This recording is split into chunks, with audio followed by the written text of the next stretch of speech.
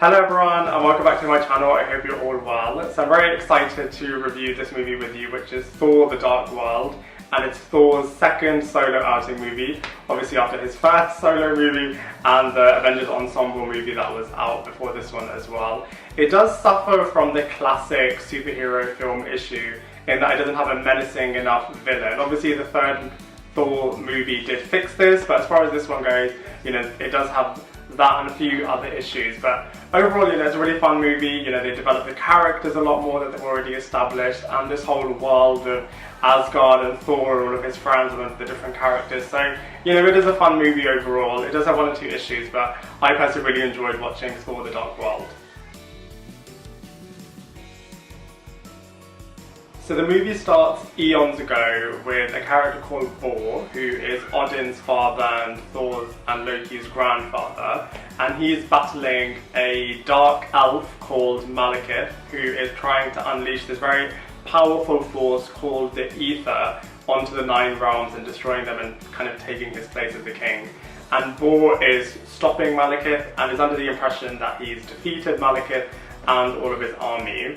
The movie then fast forwards to present day, where Loki is being imprisoned following the events of the Avengers, where he tried to destroy and take over the Earth. So he's kind of in prison. Meanwhile, Thor is fighting alongside his Asgardian friends and trying to save the day and is just kind of loving life, kind of doing what he's doing. And then we also have Jane Foster, who is Thor's kind of on and off girlfriend.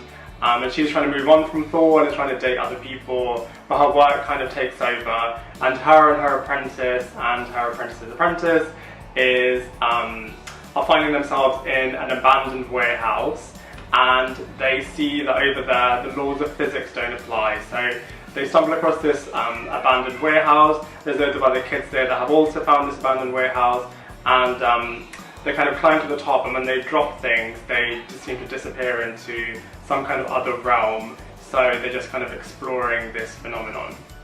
So you then find out that the reason that this is happening is because of an event called the Convergence, which is when all of the 9 realms are converging into one, and because of that, all the worlds are kind of coming in alignment and are kind of linked together, so that's why kind of the laws of physics and everything is going a bit haywire. The 4 movie strands then kind of converge into one. See what I did there?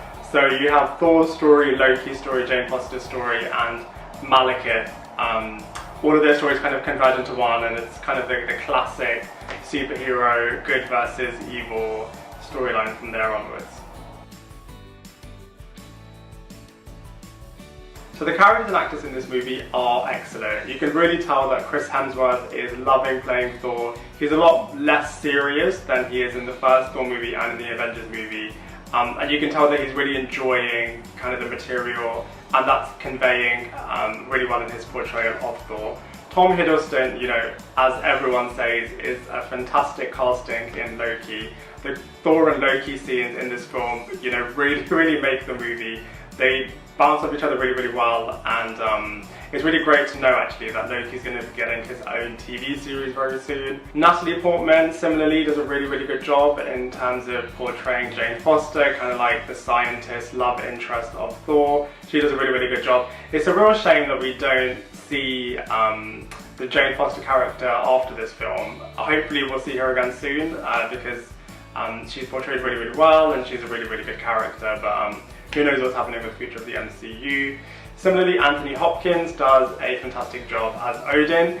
That's kind of, where all the fantastic portrayals kind of end. I mean, Christopher Eccleston did a good, decent job as Malekith, but I just would have wanted more from him. Malekith's character was really one-dimensional, and just didn't kind of have that menacing, evil feeling. Like the Convergence and the Ether kind of held like the epicness of the film and kind of like the feeling of something serious happening, but it's just a real shame that the character of Malekith just wasn't as like menacing as it should have been, especially when Christopher Eccleston did such a good job as Doctor Who. So you can tell that he can be really versatile with his acting credibility, but it was just a real shame that you couldn't really see it in this film.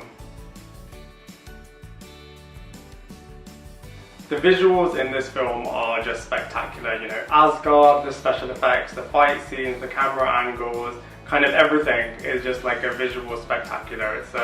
It's a real masterpiece in terms of special effects, and yeah, from a visual perspective, this movie is excellent. Overall, I really enjoyed this movie. I know a lot of people don't rate it that highly in terms of all the MCU films. I personally thought, you know, from a visuals perspective, in terms of developing the characters, the story narrative, it has really good twists and turns.